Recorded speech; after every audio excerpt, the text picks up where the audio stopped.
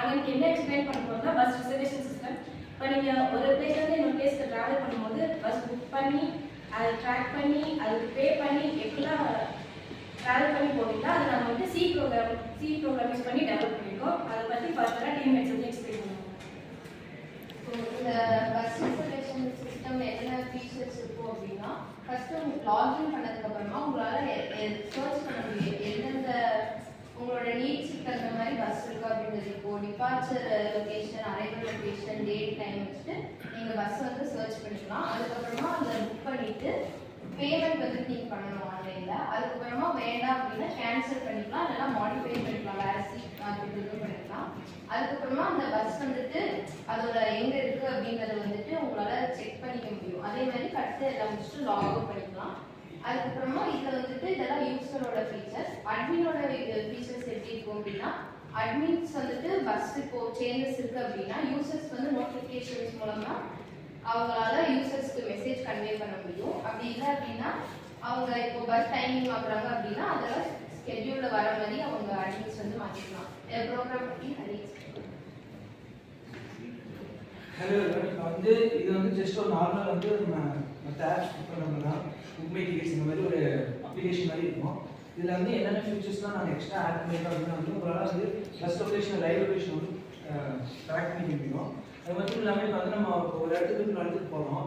இப்போ உதாரணத்துக்கு நான் பள்ளிக்கு போகணும், இங்கேருந்து கோயம்புத்தூர் போகணும்னா ஒரு 3 days முன்னாடியே நான் புக் பண்ணுற மாதிரி இருக்கும். இப்போ 3 days முன்னாடியே நான் லாகின் பண்ணி என்னென்ன பஸ்ஸில் என்னென்ன டேட் தான் இருக்குது அப்படிங்கிறத நான் பார்க்கணும்.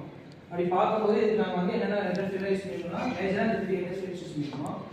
இந்த 2 இன்டர்ஃபேஸ் வந்து காமனாக எல்லாரும் யூஸ் பண்ணுறது. இந்த இன்டர்ஃபேஸில் வந்து எல்லா லைப்ரரி வந்து இன்க்ளூட் ஆகிருக்கும். நம்ம வந்து டைம், இப்போ நம்ம வந்து என்னென்ன லைப்ரரி யூஸ் பண்ணுறோம் எல்லாமே வந்து இந்த லைப்ரரி ஃபங்க்ஷன் வந்து இன்க்ளூட் ஆகிருக்கும். அதுக்கப்புறம் வந்து இந்த ஃபங்க்ஷன் இது வந்து எப்படி ஒர்க் ஆகும்னா, ஃபஸ்ட்டு வந்து நான் லாகின் பண்ணுறேன். என்னோட யூசர் நேமும் என்னோட பாஸ்வேர்டு நான் கொடுக்குறேன்.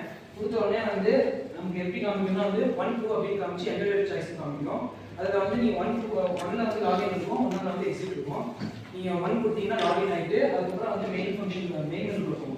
மெயின் மெனுக்குள்ள வந்து உங்களுக்கு 4 ஆப்ஷன் இருக்கும். அதே 1 2 3 4 ஆப்ஷன் கொடுத்துருக்கோம். இதுக்கு வந்து நம்ம வந்து இஃப் எல்ஸ் ஸ்டேட்மெண்ட் யூஸ் பண்ணலாம்னு இருக்கோம். ஆனால் வந்து இஃப் எல்ஸ் ஸ்டேட்மெண்ட் வந்து காம்ப்ளிகேட்டடாக இருக்கும்ன்றதுனால வந்து நாங்கள் வந்து ஸ்விட்ச் கேஸ் ஸ்டேட்மெண்ட் வந்து யூஸ் பண்ணுவோம். ஸ்விட்ச் கேஸ் ஸ்டேட்மெண்ட்னால வந்து நாங்கள் வந்து உங்களை நீங்கள் ஃபஸ்ட்டு வந்து புக் டிக்கெட் கிளிக் பண்ணீங்கன்னா வந்து ஒன்று அப்படியே கிளிக் பண்ணீங்கன்னா அந்த ஸ்டேட்மெண்ட் ஸ்டேட்டாக வந்து புக்கெட் டிக்கெட் அப்படிங்கிற இதுக்குள்ள போயிட்டு உங்களுக்கு வந்து புக்கிங்குள்ள போயிடும். உதாரணத்துக்கு நான் வந்து டிக்கெட் புக் பண்ணுறேன், என்னென்ன பஸ்ஸில் இருக்குது அப்படின்னு ஃபஸ்ட் உங்களுக்கு காமிக்கும். ஃபர்ஸ்ட் வந்து பள்ளியிலிருந்து 4 பஸ் போகுது அப்படின்னா வந்து உங்களுக்கு வந்து என்ன பஸ்ஸில் என்ன சீட் அவைலபிளாக இருக்குது அப்படின்னு காமிக்கும். டோட்டல் நம்பர் ஆஃப் சீட்ஸ் காமிக்கும். அதுக்கப்புறம் வந்து நீங்கள் என்ன சீட்ஸ் புக் பண்ணணுமோ அந்த சீட்ஸ் வந்து அந்த பிளேஸில் புக் பண்ணிவிட்டு அதுக்கப்புறம் வந்து பேமெண்ட் இஷ்யூ இருக்கும். பேமெண்ட் இஷ்யூ போகும்போது உங்களுக்கு வந்து வேறு ஆப்ஸில் போகிற மாதிரி இருக்கும். அதுக்காக தான் அந்த லைப்ரரி ஃபங்க்ஷன் யூஸ் பண்ணியிருக்கோம்.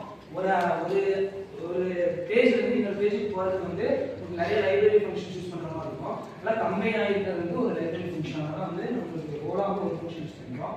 அதுக்கப்புறம் நீங்கள் அதை புக்கிங் பண்ணிட்டீங்க, ஒரு 2 days கழிச்சு உங்களுக்கு கேன்சல் பண்ணணும் அப்படின்னு ஒரு ஆப்ஷன் ஆகும்போது உங்களுக்குள்ள வந்து கேன்சல் ஆப்ஷன் இருக்குது. கேன்சல் ஆப்ஷனில் போயிட்டு கஸ்டமர் வந்து எந்த ரீசனுக்காக கேன்சல் பண்ணுறீங்க அப்படின்னு இருக்கும். அந்த ரீசனை வந்து எங்களால் ரெக்டிஃபை பண்ண முடிஞ்சுன்னா வந்து உங்களுக்கு அந்த ஆப்ஷன் காமிப்போம். உங்களால் வந்து ரொம்ப டைம் இருக்குது அப்படின்னா வேறு டைமில் பஸ் இருந்தால் அந்த டைமை நம்ம காமிப்போம். அதுக்கப்புறம் சரி இல்லை எங்களுக்கு வேண்டாம் அப்படியே கேன்சல் பண்ணிட்டீங்கன்னா உங்களுக்கு அந்த பஸ் கேன்சல் ஆகிடும்.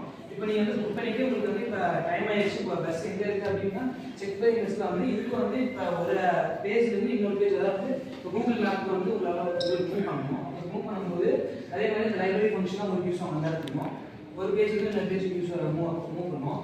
அதுக்கப்புறம் செக் அந்த எந்த இடத்துல அரைவ் ஆகிருக்கு அப்படின்னு பார்த்துட்டு நீங்கள் வந்து லாக் அவுட் பண்ணணும்னா உங்களுக்கு வந்து லாக் அவுட் பண்ணணும். தேங்க்யூ. ஹலோ எவ்ரிவன், எங்கள் கேஸ் ஸ்டடி டாபிக் பார்த்தீங்கன்னா பேங்க் மேனேஜ்மெண்ட் சிஸ்டம்ன்றதை பற்றி. பேங்க் மேனேஜ்மெண்ட் சிஸ்டம் பற்றி உங்க எல்லாருமே தெரிஞ்சிருக்கணும். டெய்லி டிரான்சாக்ஷன் யூஸ் பண்ணுறோம், நம்ம ஆப்பில் சரி இல்லை கார்ட்ஸ் யூஸ் பண்ணி நிறைய டிரான்சாக்ஷன் யூஸ் பண்ணுறோம். கார்ட்ஸு அப்புறம் இதெல்லாம் யூஸ் பண்ணி ஒவ்வொரு இடத்துலையும் பண்ணுறதுக்கு நமக்கு என்னென்ன டிரான்சாக்ஷன் பண்ணுறோம், எவ்வளோ பண்ணுறோம், நம்ம டெபாசிட் பண்ணுறோமா இல்லை வித்ட்ராவல் பண்ணுறோமா, அதோட டிரான்சாக்ஷன் ஹிஸ்ட்ரி எல்லாமே நம்மளுக்கு அப்டேட் ஆகிட்டே இருக்கும்.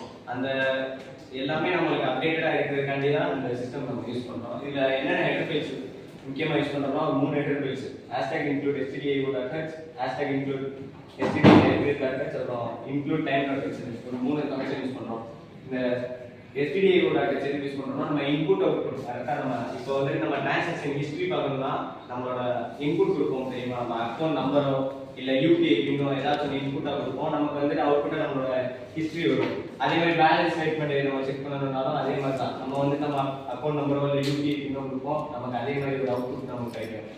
இதுக்கு வந்து நம்ம இந்த ஃபர்ஸ்ட் எடிட் ஃபைல் யூஸ் பண்றோம். செகண்ட் எடிட் ஃபைல் நம்ம யூஸ் பண்றதுன்னா நம்ம இந்த ஐஆர்எஸ் சொல்ல மாட்டோம், ஒரு பேஜ்ல இருந்து அடுத்த பேஜ் போகணும்னாங்க அந்த மாதிரி தான். நம்ம இப்போ ஸ்டேட்மெண்ட் இதெல்லாம் செக் பண்றப்பயோ இல்லை அக்கௌண்ட் கிரியேட் பண்றப்பயோ நமக்கு ஒரு பேஜ்ல இருந்து அடுத்து இன்னொரு பேஜ் கொண்டு போவோம். அந்த மாதிரி இருக்கு இந்த பேஜ் யூஸ் பண்றோம். தேர்ட் வந்து டைம் டார்கெட்ஸ் வந்து டைம் டார்கெட்ஸ் வந்து எப்படின்னா நம்ம வந்துட்டு என்ன நீங்க டிரான்சாக்ஷன் பண்ணிருக்கோன்றது ஒருவேளை அமௌண்ட் நம்ம கம்மியாக மாதிரி செக் பண்ண தெரியுமா, டிரான்சாக்ஷன் ஹிஸ்டரி இருக்கு, என்னைக்கு எவ்வளவு செலவு பண்ணோம், லாஸ்டா எப்போ நம்ம அதிகமாக செலவு பண்ணிருக்கோம், அந்த மாதிரி செலவு பண்றதெல்லாம் பார்த்துருக்கேன். இந்த மாதிரி யூஸ் பண்ணியிருக்கோம். இப்போ மீதி ஃபங்க்ஷன்ஸ் பற்றி அவசரம். நான் என்ன சொல்றேன்னா பேங்க் மேனேஜ்மெண்ட் சிஸ்டம்ல இம்ப்ளிமெண்டேஷன் சொல்றோம்.